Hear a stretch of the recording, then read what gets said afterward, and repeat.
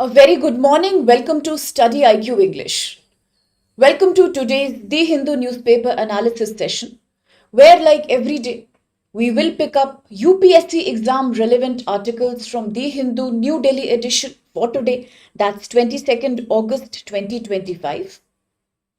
So, here on your screen is a list of all the important topics for the day. Now, these topics range from the first two that require a detailed analysis for UPSC mains, whereas the other four articles, in total six, will talk about the prelims exam as these are more factual, these are shorter. So let's get going with today's agenda and let's understand that in today's newspaper, apart from some very exciting developments like India China trying to be friends again, trying to bury their differences and work towards a more multilateral global order. We have Kerala as one such state in India which has once again achieved a very unique achievement, a huge distinction. Then we will also talk about how, as of now, China, Pakistan, all the countries are busy in weaving their own ambitions regarding more economic growth, more self sufficiency. The tariff structure and the tariff domination created by the US has created a kind of fear among countries across the world that the world is no more the same. Things will continue to change. Self sufficiency is the need of the hour. All these articles, and yes, there is a repetition. Just like the whole of last week, today's newspaper is also full about people blaming and accusing the Election Commission of India. The battle started with missing voter names in the electoral roll in Bihar. Today, it has become a huge national controversy whether ECI, the Election Commission of India, is a useful mechanism or has it become obsolete, bureaucratic, a very discretionary body that operates at its own pace, in its own will. Multiple discrepancies, multiple accusations of corruption. I have taken a little bit from this, but mostly we shall be looking at other newer developments of the day. So once again, a warm welcome, and those who are here, everyone, that's Sakshi, Shaggy, Rishi, a very good morning to each one of you. The first article for today is page number 8. This is the editorial page article for UPSC mains. Article says poll integrity and self-sabotage. Parties and the Election Commission of India. Once again, we talk about problems with Election Commission of India, which means if I do a topic mapping for you here from UPSC syllabus, then this is your GS paper 2 polity, because once again, we are discussing the role and the responsibilities of the Election Commission of India at the center level, as well as state election commissions at the state levels. We are talking about political parties and their contribution in India's democratic setup. So hence, it is a complete polity article. Very important for UPSC mains. Let's see what the article says. The article begins talking about how earlier, when the Election Commission of India was newly created, it used to be a very transparent body. Let's remember it all began under the leadership of the first election commissioner, Mr. Sukumar Sen. At that time, there was transparency. Massive elections were conducted in the country. That was immediately after independence. Back in 1951 to the period of 1960, say about these 9 to 10 years, were the incumbency, the new years for the Election Commission. And it performed really well. From then to today, so much has changed. The article is saying that ultimate responsibility of conducting free and fair elections in the country like India, the largest democracy in the world, it has to be on the shoulders of the ECI. Article also says that creating verified, valid and accurate electoral rolls which contain the name of all the voters who are going to vote in the election. The names of the electorates, electoral roll. The responsibility of making this is a key duty of the Election Commission of India.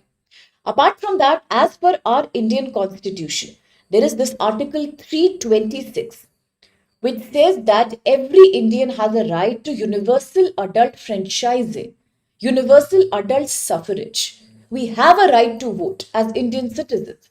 A political responsibility? Absolutely a right. A legal statutory right.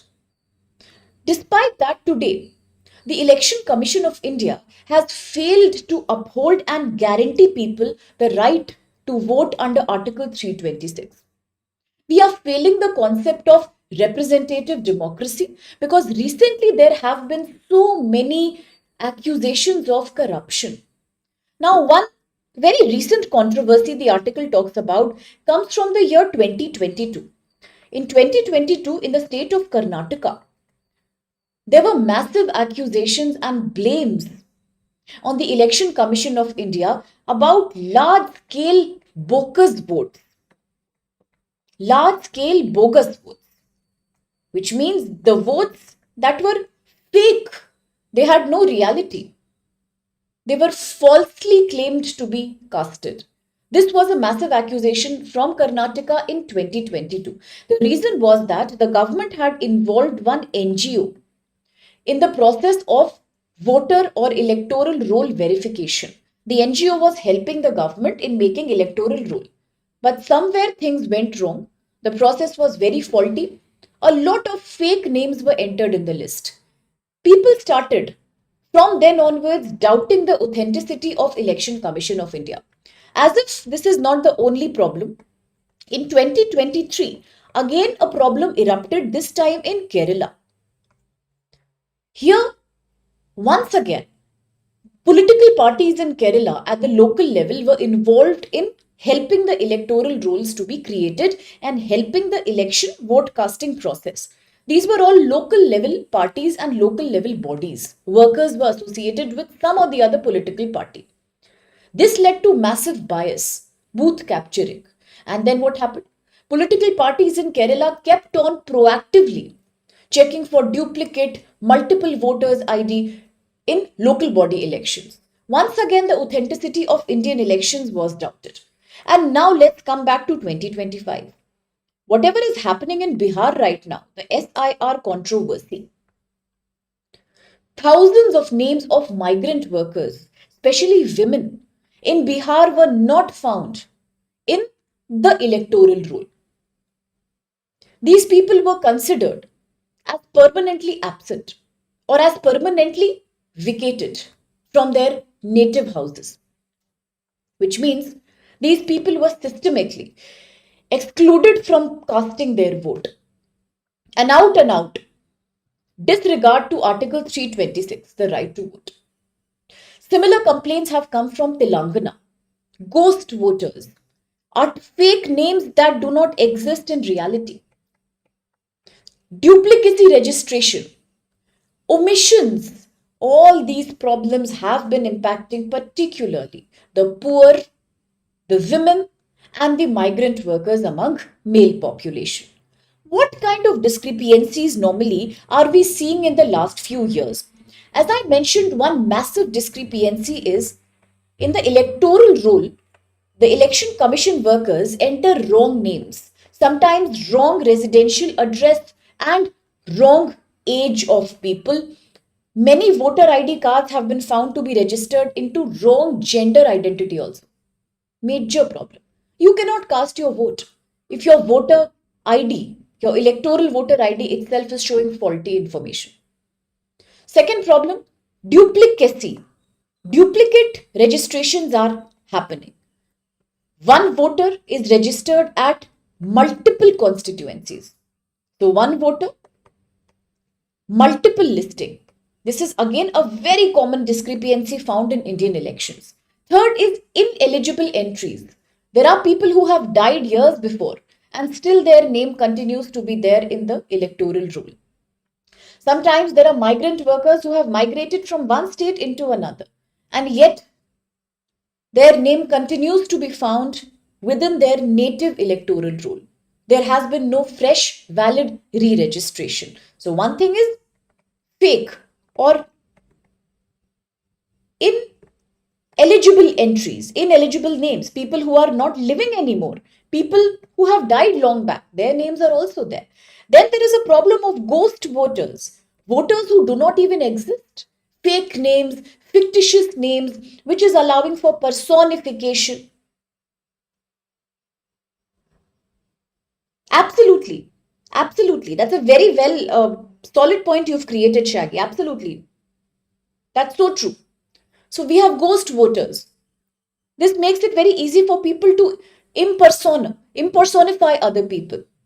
One woman is casting vote in the name of another woman. One person is casting vote in the name of another man altogether. Similarly, we have the problem of omissions.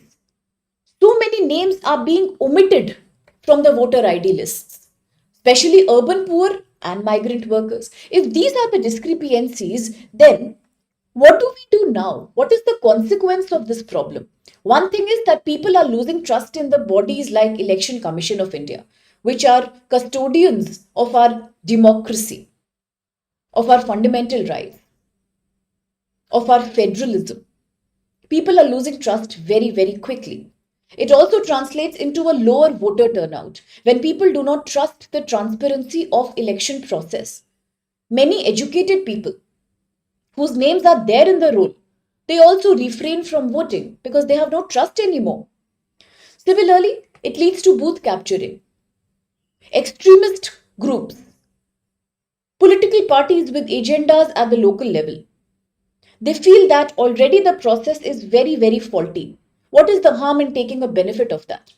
They end up doing booth capturing, terrorizing poor women and poor men to vote, sometimes purchasing the votes by snatching, exchanging people's voter ID with goods, liquor, money. Similarly, multiple votings are also happening. People sometimes, rather than going and registering a complaint, enjoy multiple voting because they are working under some or the other political ideology. Plus, it creates a political bias. It often favors incumbents. If the election process is unfair, maybe true accurate results will not come, and the same government will continue to win the election at the state level repeatedly, multiple number of times.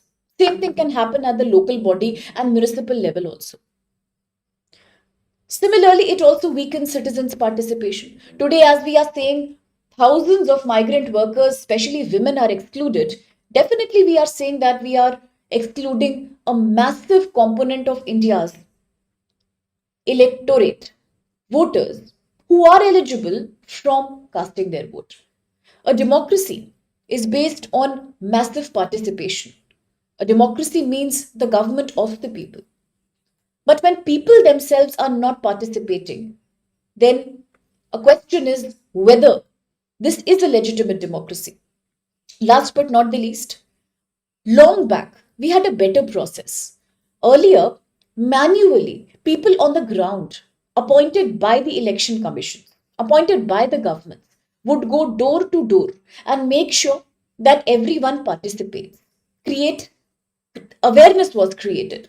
Voters' ID were checked multiple times. But today, everything is going online. Let's understand we are talking from a place of digital divide.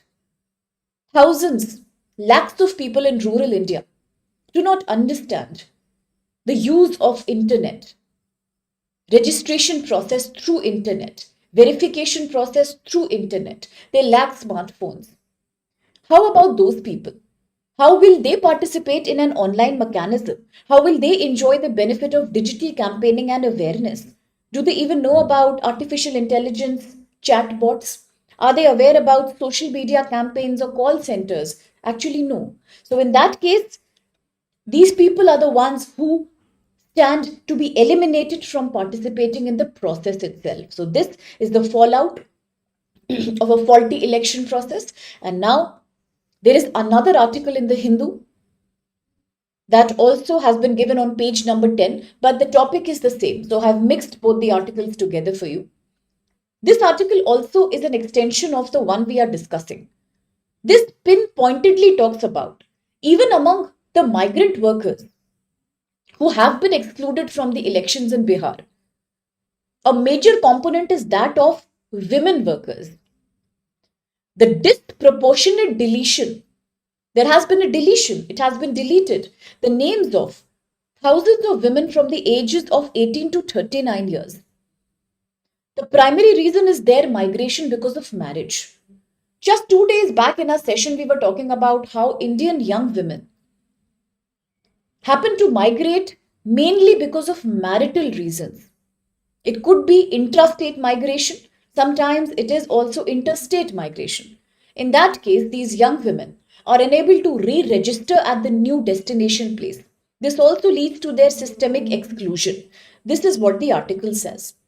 Bihar is one such state in India where marriage is the leading cause of migration among young women. About 85.7%. You can use this data in your GS paper 2, social justice answer writing, when it comes to political rights of Indian women and vulnerable women, poor women. 85.7% of female migrants in Bihar have migrated due to marriage. That was the data by Census 2011. So today it might have become even much more high. Similarly, these findings are showing that there is not only the problem of excluding the migrant workers, even in this problem, there is an element of patriarchy. There is an element of gender bias. Out of all those who are being excluded from election participation, majority happens to be that of women, which means that according to the data of Bihar SIR 2025 process, there is not only exclusion, there is gender bias against young women. Now, excluding any young voter is a grave threat to democracy. The young population is our demographic dividend. Remember, day before yesterday, how we were discussing. In a world led by conflicts and trade tariff wars, one resource that India undoubtedly has is human resource, human capital. We have a young population, a thriving demographic dividend. And today we say that so many thousands and lakhs of people in this demographic dividend bracket are not being allowed to participate in election. What does that show? It shows a deep fracture somewhere in our electoral process. That's the article for you. Now let's look at, is there a solution to this problem? As per the article, we need immediate reforms. The reforms could be an independent auditing, an independent monitoring done by a third party appointed by the government to look after the electoral rules. Maybe we need to revise them 3 to 4 times before the election, but that's what we need. If it's an expensive thing to do, maybe we should not do it all across the country, but in places which experience a disproportionate number of exclusions, like in this case Bihar or Uttar Pradesh, or we talk about Chhattisgarh, Jharkhand, Rajasthan. At least in such places, we need to have multiple revisions before election can be conducted so that we do not miss on any name. Second thing is gender transparency. When we are revising the electoral roll, make sure you take the services of people like ASHA workers because women trust these workers.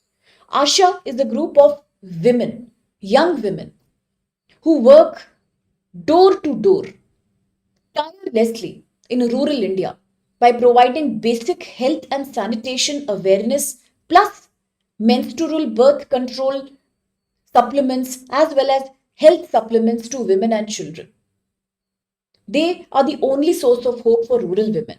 We should include some of these people in creating a gender transparent electoral roll revision because women do trust these people. Last but not the least, political parties at the grassroots level, at the village level, have to be empowered to spread the right awareness among village people to deliberately fight for their right, to make them understand the value of Article 326. It is a statutory right that they have. Nobody can snatch it away. If your name is not there, it doesn't mean you sit back and miss your opportunity. You have to go and fight for your right, lodge the complaint. But how to do that?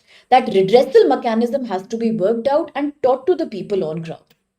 Similarly, we need better safeguards against misuse of Aadhaar linkage, which means that in case voters are excluded, We need to educate them about how, through their Aadhaar card itself, they can further contact the authorities and make sure they get a valid electronic voters ID card on time. Last but not the least, we have to make reforms which are more voter friendly. For example, self awareness campaigns. Why can't we make the electoral rolls open to the public? Just like we declare things like election bonds, just like we declare things under the Right to Information Act. Why can't we declare the electoral roll names in public? Let people see them. Declare them at a constituency level. Let the local participants have a look. If their name is missing, at least they will have the time to make a choice. Make mobile applications available for that. If not physically, at least through online, mobile, or smartphone applications, we can make people see their name themselves by democratizing the access to electoral roll. So we can have both a physical copy in every panchayat, every district, office level. Similarly, online also it can be done. And especially we should try to reach out to migrants, especially migrant women and adolescent girls who absolutely have every right to vote in India. This is the argument of the article. I have a question for UPSC prelims for you.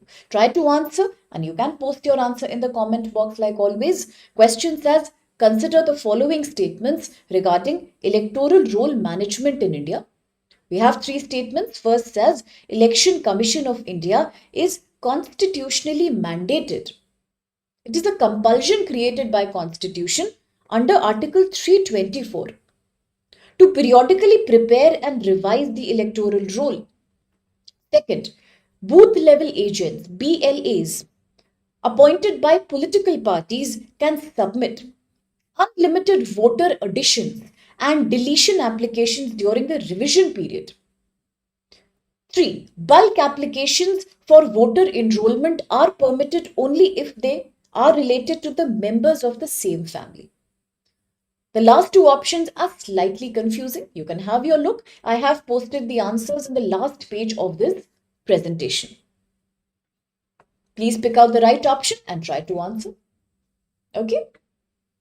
A very good morning. Nagulan, Nikhil, Sudesh, Sakshi. The second article for the day is page number 1. It's the front page article. Quite an important political controversy once again. So which topic can we relate this to? It is a political controversy. It comes from UPSC syllabus GS paper 2. We are referring here to polity and governance. And even under that, we are talking about the powers of governors in India. So state governors, their jurisdiction power, their role, their responsibilities and limitations to their exercise of power as enlisted in the constitution. Right now we are talking about one more political controversy that has broken out in India. The controversy is Supreme Court on the one hand, the government on the other. Supreme Court is saying that after looking at a presidential reference, Supreme Court is asking a question that whether the Supreme Court has a right to set some upper limit for state governors and president to take a call or to take an action on a bill passed by the parliament. Should the governors and the president be allowed to sit over that bill for long periods of time? Months are getting lost in the process. The bills are just pending for the approval by the governors and by the president. Now we all know under Indian Constitution, the president at the center, the executive head at the center, and the governors in the state, they have a right to withhold their accent, their approval to the bills passed by the Lok Sabha at the center and state legislative assemblies at the state level. They have a right to either give their approval, they have a right to say no, they have a right to withhold their approval. The governors also have an additional right. They can send the bill to the president for his reconsideration in case the governors do not want to give their approval to the bill. But today the Supreme Court is saying there are certain states like Tamil Nadu, Kerala, Karnataka, Telangana, Punjab, where this process has led to immense delay for any new law to be implemented in the state. The bills are lying. They are just simply pending before the governors for lengthy periods of time. This is happening generally in opposition ruled states in India. It looks like it is much more than a constitutional provision. It looks like it is a political battle that people are trying to settle through this bill approval mechanism. That the governors in opposition ruled states, as per the Supreme Court, deliberately do not give their approval to the bills pending in front of them. They let months go by. In the process, we are wasting time. A valid bill that is needed for the betterment and good governance of the state, it is not able to be passed because simply the governors are not ready to give their approval. Unnecessarily, they are sent to the president. So today, the Supreme Court is asking a fundamental question. Do we need to change this mechanism? Should there be an upper time limit like 3 months, 4 months, 5 months, 2 months, within which the governor has to make a final call? The president has to take a final call. Because you cannot let bills be pending for years altogether. It spoils the smooth functioning of our elected state governments. Now, here is a battle between state governments elected by the people through their votes, through democratic participation. The state governments have every right to make a law. How can a nominated head like a governor stop a bill passed by an elected head from being implemented? So that's the battle we are talking about. Let's go a little bit deeper and see what is the controversy right now. As I said, the controversy is, on the one hand, you have the Chief Justice of India's view that governors who keep bills waiting for years is against democracy. It violates federalism of India. Under federalism, there is a state list. Just like there is a central list, there is a concurrent list. Remember Schedule 7 of the Constitution. The powers are divided. We have a legislative division of powers between center, state, and then concurrent list, in which both can make laws. Why are we delaying the bills that are created by state governments? State governments are a desired government by the state, by the citizens of that state. They have elected this party to the power. If it is passing a bill, what is wrong with that? It is doing its duty. It can pass any legislative order under the subjects of the state and the concurrent list. Why should the governor keep the bill waiting for years and months? According to the Supreme Court, it is not good. So it should be open to judicial review. Now, Supreme Court also says that nothing can be denied judicial review. There was a huge controversy long back. If you want, I can make a separate video of that, but then that's when you want it actually. This was about Schedule 9 of the Constitution. There were certain points, there were certain topics in Schedule 9 of the Constitution that were not open to judicial review by Supreme Court. But eventually, the Supreme Court said that judicial review is a basic structure of Indian Constitution. Under the very famous 1973 Keshwanand Bharti case versus Union of India, it is known as a very famous Supreme Court case, very important topic for your UPSC. Keshwanand Bharti case is also known as the basic structure case. Under this, judicial review is also basic structure of the Constitution. It cannot be changed. We can do anything. Any amendment is possible. You know, in India, we have 3 kinds of amendments, but nothing can change the basic structure of the Indian Constitution. Certain things are called as basic structure that cannot be changed. And judicial review also cannot be challenged. Supreme Court has a right. The court has a right to review any topic, any issue that is in the interest of the democracy. And today the Chief Justice of India is saying, governors cannot let the bills pending like that. We have to decide an upper limit, and Supreme Court is not doing activism. There is no judicial activism in this. It is under judicial review.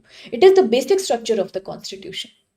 But on the other hand, there is the view of Solicitor General of India from the central government, who is saying that this interference of Supreme Court by putting an upper limit, upper time limit to the bill approval by the president and the governor is like encroaching into lawmaking.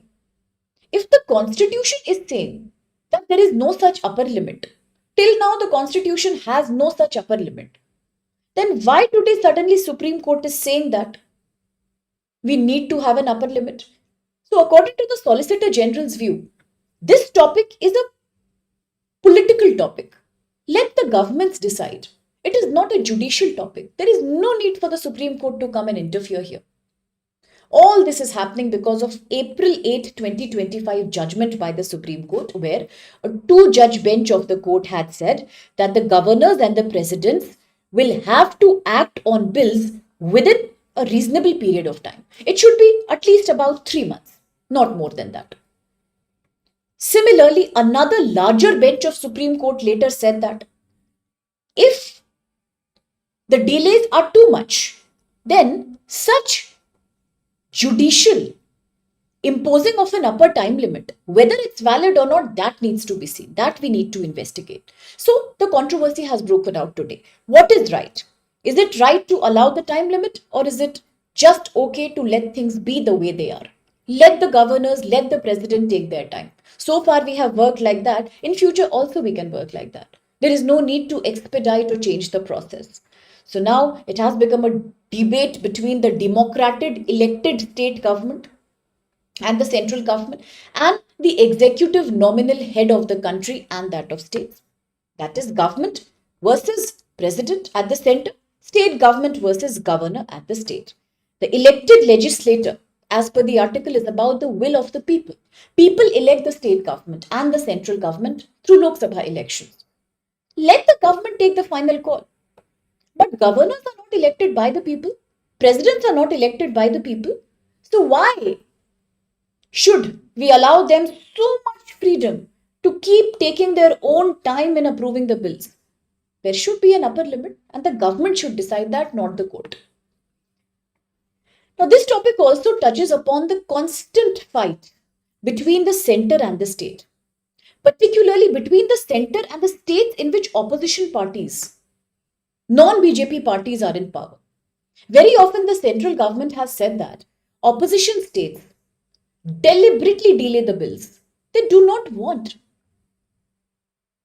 They just do not want any action to be taken. They unnecessarily create battles with the center, sometimes about funding, like the very well-known fight between Kerala and the central government about Finance Commission. Kerala feels it is not getting enough money. The government is not even allowing Kerala to borrow money from outside. All these battles are very common. Fund allocation, river water allocation. So center-state relations usually are a problem whenever it is a tussle between one government at the center and another opposition ruled state at the state level. Therefore, according to the article today, so many governments across the states are blaming the governors as being agents of the center. The state governments feel the governors are acting like center or central representatives. If we decide something, the governors want to create a delay unnecessarily. Why? Because they want to support the center government. They come from a different party's agenda. Why will they agree to something that we at the state say? But is it not like creating a wedge in Indian federalism? Yes, it is. What is the solution to this kind of a problem today? Before that, from constitution perspective, it is very deeply related to your Article 200. Under Article 200 of the Constitution, the governor, once he or she receives a bill that has been passed by the state assembly of the state, can either give his approval or assent to the bill, can either stop approval. Maybe he is not approving, she is not approving. Third thing is they can return the bill for the reconsideration back to the state assembly. Now we should also know that there are certain bills, for example, Article 110, which talks about money bills. Money bills cannot be returned. They have to be approved. That's a constitutional provision by the president at the center, by the governors at the state level. But for the ordinary bills, that are the non-money bills, ordinary bills, they can be returned by the governor back to the state assembly for reconsideration with some recommendations from the governor's side. There is another option that the governor has, that he or she can keep the bill reserved for president's reconsideration if the issue is of national importance, if it is a more critical issue which the governor feels needs presidential supervision.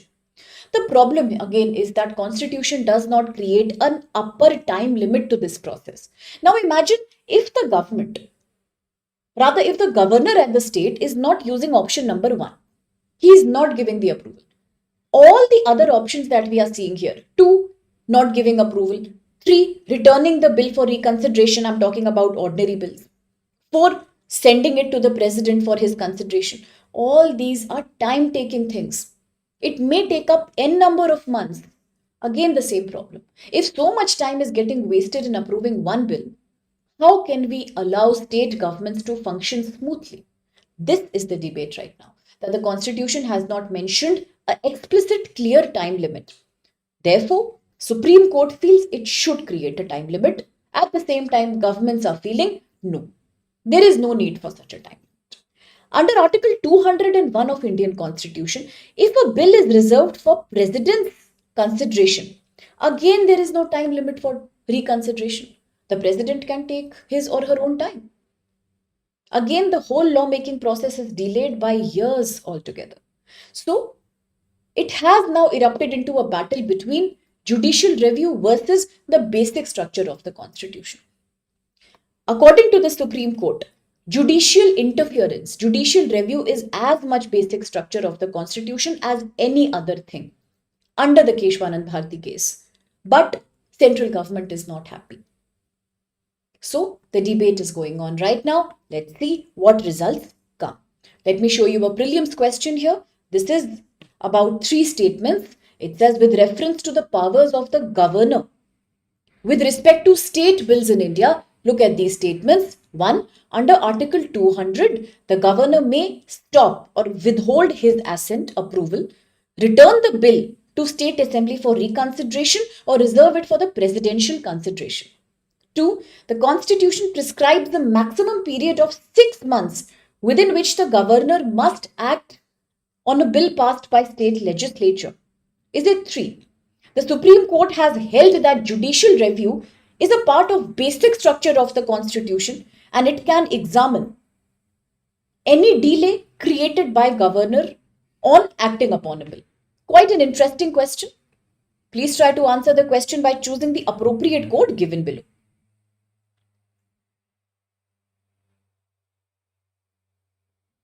Absolutely. Absolutely. That's a very valid point you have made, Shaggy. When we talk about this kind of delay, then especially in regards to states like Telangana, states like Tamil Nadu, it was about the new education policy and state school merging implementation. Absolutely. That's a valid point you have made. Very good. Correct. All these have become a matter of debate, therefore. So let's proceed with another article now. This is again a front page article. The article corresponds with your GS paper 3. We are talking about an economic issue, Indian economy. Particularly, we are talking about the goods and services tax, the GST. Now, in case anybody among you, any student wants to have a detailed lecture, a very short detailed coverage on types of GST, center level, state level, then do let me know in the comment box so that I can bring the same for you. Okay. So this article once again talks about GST, it talks about taxation system, and there is a development. The goods and services tax, the GST, that was introduced back in 2017 by the Indian government. The purpose was to replace what? Replace multiple existing indirect taxes in India with a unified taxation system. Now, many times in prelims, you can get questions like, what kind of tax is GST? Is it a direct tax? Is it an indirect tax? There you need to remember GST was created back in 2017. The purpose was to replace so many existing indirect taxes in the country to make the process easier by removing all the so many variety kind of indirect taxes and combining them into one unified system called the Goods and Services Tax, GST. As of now, today, as we are talking about 2025, under this new GST of 2017 tax system, India follows a multi-slab GST structure. Unlike other countries, India follows a multi-slab GST structure, which means under the GST taxation system, there are different slabs that are existing in the country. For example, they range from 0%, 5%, 12%, 18%, 28%. So from 0 to 28%. There are multiple slabs depending on the product which is being taxed. Okay. But today the government is once again feeling the need for change. The government feels that these many slabs once again are causing complexity, confusion. No wonder the number of people who are being accused by the Enforcement Directorate for tax evasion, GST evasion has also increased in the last 2 years. A lot of these people say that they are unable to understand the taxation structure. Say, for example, the 28% tax, that is with respect only to the cess on luxury or sin goods. Sometimes there are overlapping goods, overlapping products in these slab system. Hence, people are not able to comply. Too many defaultings are happening. So today, the group of ministers, the GOM, who are meeting on rate of rationalization, the GST system rationalization, they have decided to agree to the central government's proposal to merge two particular tax slabs together. We will merge the 12% and the 28% tax slab together and create one single slab. This will reduce the total number of slabs, make the system more easy to comply by the people.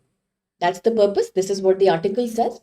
But as of now, the final decision has not come, because ultimately the final decision will be taken by the GST Council. That's the Goods and Services Council. Okay, so let's quickly see. This is the key issue of the article, as I have already told you. GST, indirect tax. When was it introduced? 2017. What was the purpose? To replace multiple existing indirect taxes and to create a unified tax structure in India. But once again today, as I said, we have a problem because India follows multi-tax structure, multi-tax slabs within the GST, causing confusion. As I told you, it can range from 5% to 28% on luxury goods. So today the government has decided to merge two slab rates, two slab categories. One is the 12%. This shall be added with 28% slab to make the system much more easy to people, for people to follow. What's the logic behind the step? The logic is to reduce complexity and confusion. Sometimes it becomes very difficult on the part of manufacturers, on the part of the tax authorities, to decide which good comes under which category. Should it be allocated to 12% category, or does it need an identification under 28% category? Multiple luxury goods face that confusion. It leads to battles, disputes, tax evasions, and then imprisonment also nowadays. So the simplified mixing of these two taxes will create one uniform slab for more expensive goods, luxury goods segment. That will make it easier to be complied by people. Ultimately, tax evasion rate will go down. Then most other countries globally are following just one or two tax slabs. One or two tax slabs only within GST. But India, as I said, is following a multi-slab structure. So we want to make it more simple, just like other countries. It will also make life easy for entrepreneurs and businessmen who essentially either deal with goods or they deal with services, say in the hospitality sector. For them also, things will be easier if both the slabs are merged together. Because as I said, many startups have been curtailed just in the past few years for tax evasions under GST. When questioned, they say that it has been not due to their intent to evade tax, but because they could not understand the tax structure. So, just to solve those concerns of people. But even in this, there is a small problem among the states. Now, we know that states have a very valuable share in the entire GST earnings. So today, as the government is trying to mix both these slabs to make life easy for people, ease of doing business among Indian businessmen, state governments are a little worried about revenue loss. They are saying that by merging the slabs, what if it leads to lower tax collection under GST? Hence, the state government's revenues will start declining. That is one worry the states are having. Second thing is the states are also saying that the GST compensation. Now we were also talking about this issue last year that many state governments have asked for more compensation under GST new tax system from the center government. A lot of states were feeling that after GST was introduced and other indirect taxes at the state level were discontinued, the states were not able to earn as much high revenue as they used to earn earlier before GST was introduced in 2017. So the central government had promised the state governments to make sure to and ensure them that compensation will be paid to them. So today, as the compensation is being rolled out to the state governments are a little worried about mixing of the two slab. What if it further leads to decline in their share of compensation? Particularly in politically sensitive states, states ruled by opposition parties, states who are experiencing a high level of social economic poverty. They are worried whether they will get the valid share or whether it will become a political controversial issue. What if the central government starts favoring states where the central government or the ruling party is making the government? What if the opposition ruled states do not get the valid share? All those concerns are coming up. Similarly, financial autonomy. States are saying that the central government is completely dominating the GST structure. They barely have any autonomy, any independence. They feel their financial rights are threatened under this new proposition. Is there a solution to this problem? One such solution could be we have to make sure that when we are distributing the state's share of GST or when we are compensating the states for their loss of revenue after GST introduction, there should be no political bias here. It should be allocated on equality principle among the states. Second thing is that there has to be a more transparent formula at the center level to make sure state governments know on what basis is state to state allocation being done. That will reduce the chances of fighting and disputes. Then we also need to have much lesser slabs actually. Just by mixing two slabs today, 12% and 28%, maybe we will reduce the burden of having two extra slabs. But in the longer run, we should think of the system that other countries are adopting, where maximum 2 or 3 slabs exist. A multi-slab system will always keep on causing complexity for people. Then we should try to broaden the coverage of the GST tax itself. For example, by bringing petroleum, electricity, real estate income also under GST taxation, so that the income, the revenue of the state governments will increase and then they can be relieved. Apart from that, we can maintain cooperative federalism. Now, cooperative federalism became a very popular term in India after 2014 as the Niti Aayog took shape. We all know that Niti Aayog, that is the National Institution for Transforming India, came as a successor to the earlier existing Planning Commission, but it is different from Planning Commission. Planning Commission was a centralized body. The purpose was to create various 5-year plans and other policy making was done at the center level and then implemented at the state level. It was a top to down model. Niti Aayog is a think tank. Niti Aayog believes in cooperative federalism, decentralization. Cooperative federalism, also known as marble cake federalism, is the policy where the center government is not implementing rules on the states top to down. The states are equal stakeholders, equal shareholders in planning and policy making. There has to be a coordinated, a cohesive approach where state governments are also representative in lawmaking. This is cooperative federalism. Federalism that works on coordination and cooperation. It's a bottom to top approach. So today we need to make cooperative federalism visible in GST councils so that there is more transparency and there is lesser political controversy about GST decisions. Now off to the next article for the day. This is our second last article, a very short one indeed. This article is talking about the state of Kerala once again. making a great achievement.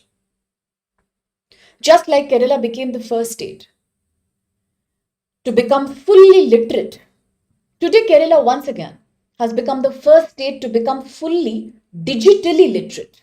This means wonders to a country like India, where population is very, very stratified, deeply divided in terms of digital literacy. Digital literacy, the word which means the capacity to understand anything related to ICT, information communication technology, use of computers, smartphone, mobile apps, internet. Today we are talking about data revolution. Yes, India has provided 4G, 5G to so many villages. But despite that, rural India, women population, the lower caste population, the tribal population, they happen to be disproportionately digitally illiterate. They do not have access, they do not have awareness, and they lack the technicality to use ICT innovations. That problem stands solved in Kerala as it is now becoming under Kerala's Chief Minister Pinarayi Vijayan to be the first Indian state which is today fully digitally literate. So this happened after Kerala has completed the first phase of a very famous project called Digi Kerala project. Another good thing is that Kerala is not only the first state to achieve universal literacy, it was also the first state to implement decentralized planning. Yes, that's absolutely valid point. You're absolutely right. In July, even Tripura had achieved huge, almost complete digital literacy. Today, Kerala has gone another step ahead and completely universalized digital literacy. So Kerala was also the first state to completely implement decentralized planning, and now this another feather in its cap. Yes, it is fully digitally literate. All this has happened owing to a project called Digi Kerala project. The aim was to ensure that no citizen, even at the grassroots level of the village, is left behind when it comes to enjoying the benefits of online banking, online awareness campaigns, social media usage, email technology, and smartphone communication. Once the survey was done, it was realized that 1.5 crore people from 83.46 lakh families are today having digital access finally. 21.88 lakh people are now were digitally illiterate earlier. But then Kerala was able to train 21.87 out of these. That is 99.98% out of this 21.88 lakh who were earlier illiterate digitally. Today, 99.98% of them are successfully digitally trained. Basic training like using smartphone, accessing government portals online. Now, just 2 days back, the Ujjwala scheme was in news. The PM3 scheme was in news.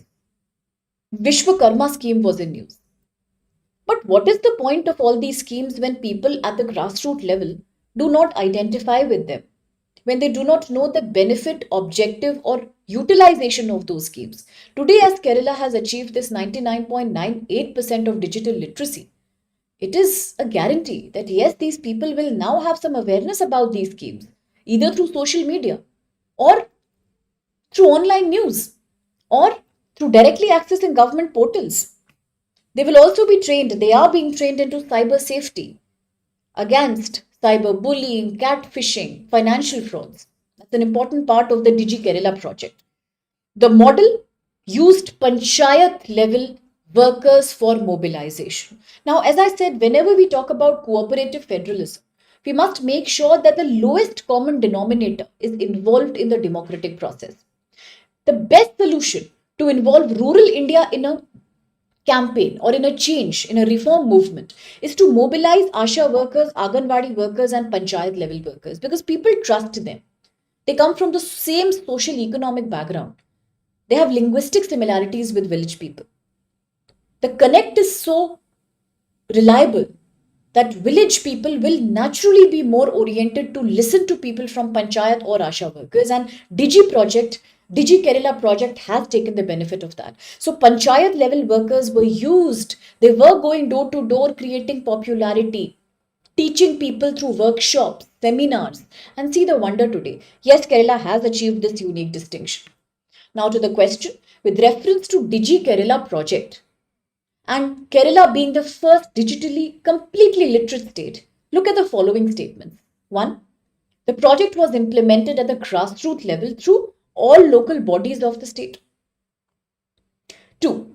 Over 1.5 crore people were surveyed, and nearly all identified digitally illiterate people were trained successfully in computer use. 3. Digital literacy under this program included advanced skills such as coding, artificial intelligence, and training for school students. It's a very easy question. Try to solve it for revision, and you can post your answers yes in the comment box, in the live chat box, or later in the comment box. Now to the last article for the day, quickly, page number 12. This is about India China.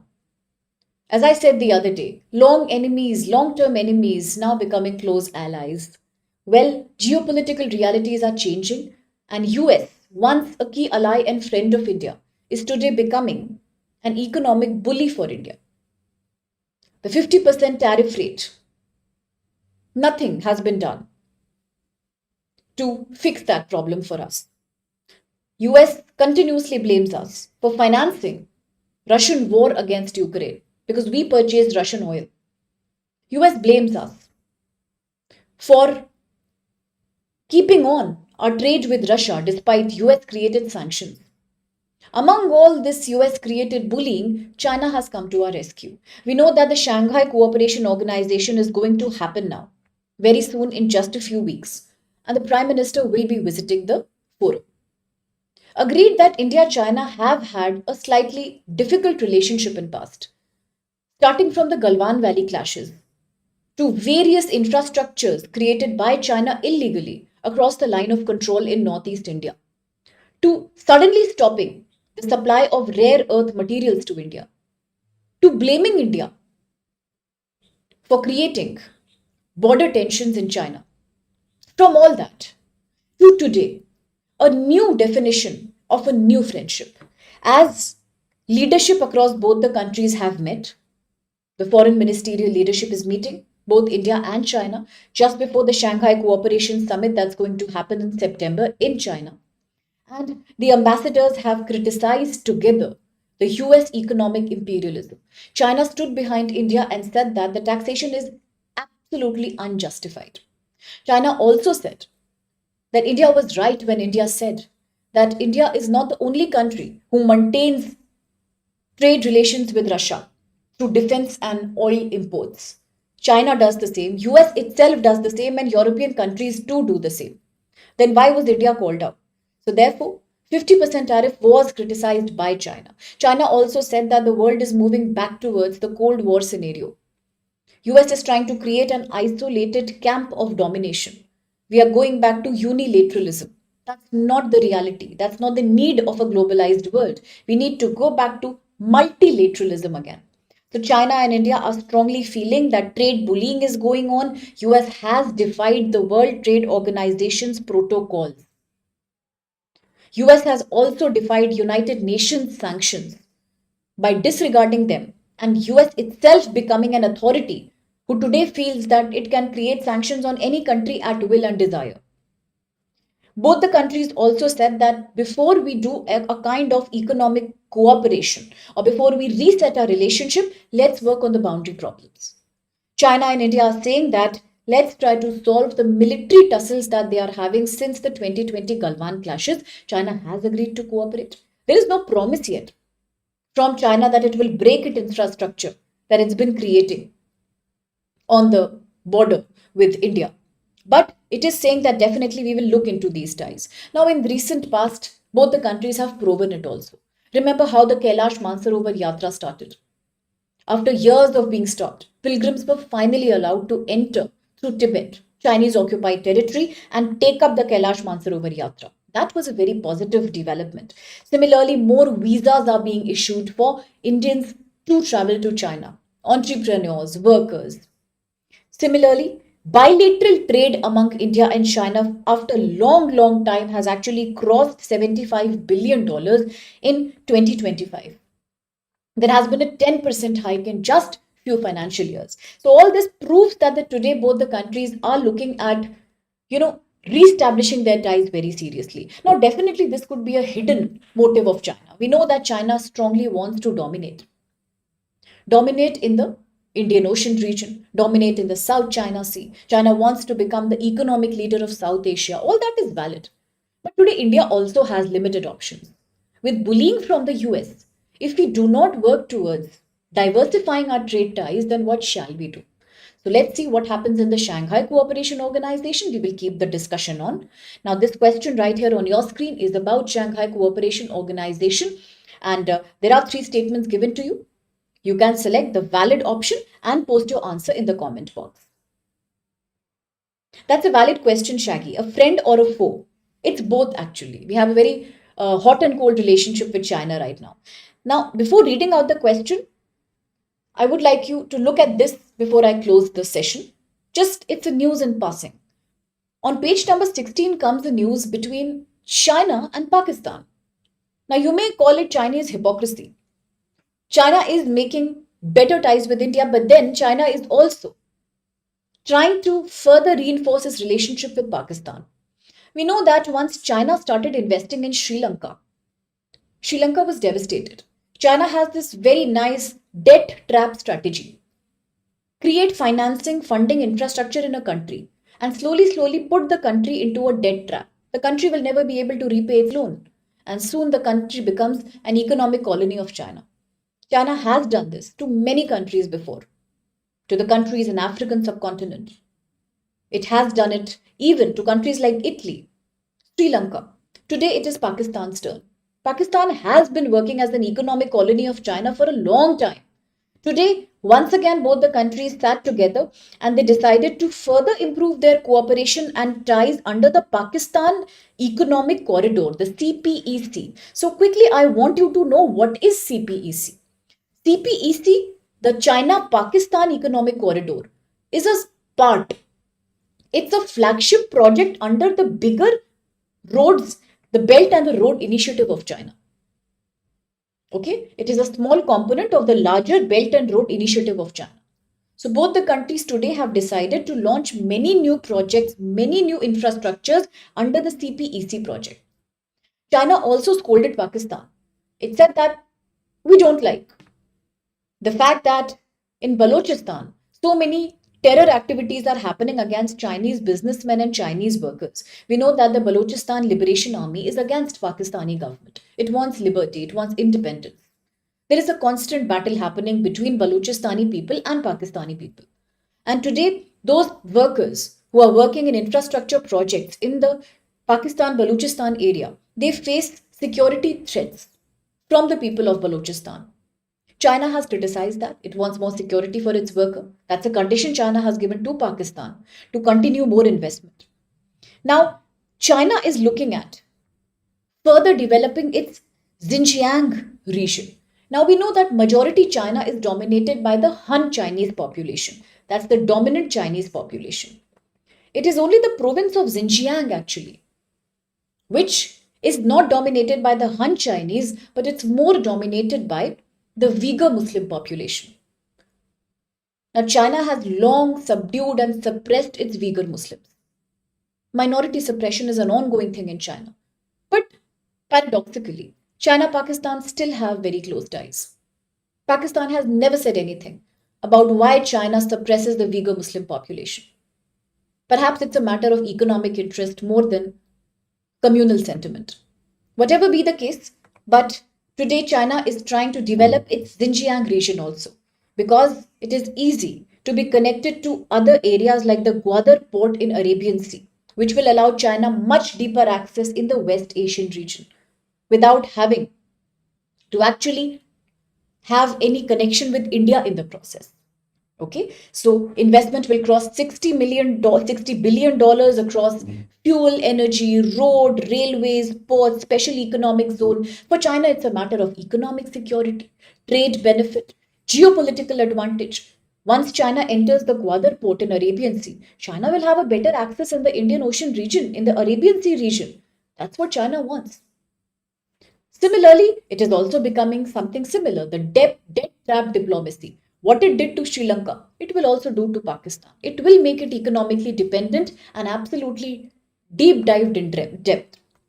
Now, when we talk about for Pakistan, see, for Pakistan, there is barely any choice. Pakistan is a suffering, lagging economy today. So, for Pakistan, investment coming from China not only leads to job creation, but also it leads to money for people in Pakistan. It leads to better roads, better infrastructure, more power plants. That's why Pakistan is absolutely fine with whatever diplomatic domination China is doing. Now, what about India in the whole situation?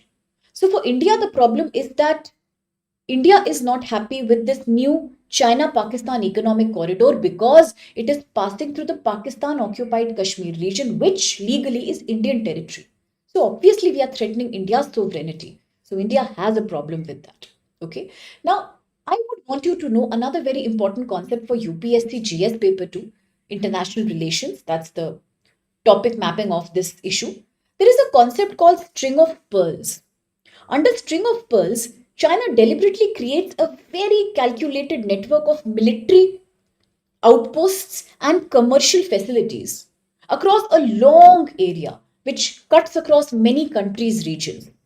Through seas, it starts from China mainland and continues up to the Horn of Africa, up to the Somalian region. That's called the Horn of Africa, the East Africa.